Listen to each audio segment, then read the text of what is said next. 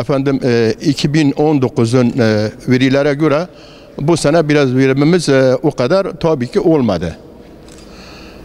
Bu vesileyle şu an verilerde tamamen almış değilim ama benim şu an benim gelen tarımdan dolayı gelen şeylere göre her vatandaş %7'ye almış. Yine her kovanda 7 kilo almış. Fakat geçen sene 12-13 kilo kadar da aldığımız olmuştur. Bu vesileyle yine de vatandaşımız o kadar ümitsiz değildir elhamdülillah. Balı tanıdığınızdan alın. Evet. Eğer yarın bozuk çıkarsa, şekerli çıkarsa diyorsun vatandaş işte balınızdan sahte çıktı diyebilirsin. Ama rastgele köşelerden 15 liradan 20 liradan balı alırsanız elbette o iyi bir baldır.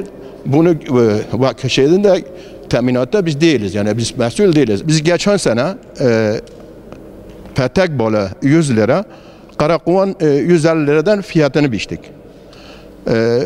Bu sene de çevre ileride de sonuçlarını aldım. Çevre ileride aynı istikamette olduklarını tespitini yaptım.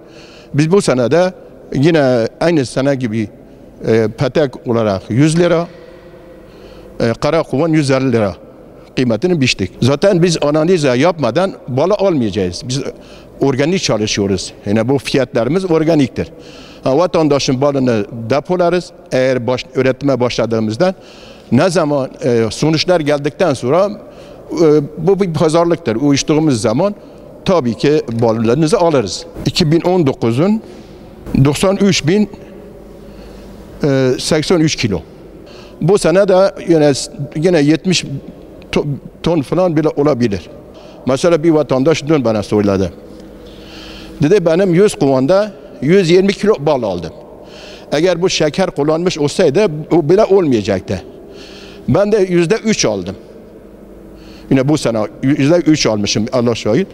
Şeker kullanmış çok böyle ama bazıları da bunu önleyemeyiz. Fakat birisi de bana söyledi. Ben gittim diyor, kovanı kaldırdım diyor, alta poşet çıktı, dolu şeker. Şuraya doldurmuş, ondan sonra gidiyor. Yarın getiriyor vatandaşa diyor ki ben diyor organik çalışıyorum. Yani diyecek de fakat yalan, buna da inanmayın, vatandaş buna inanmaz.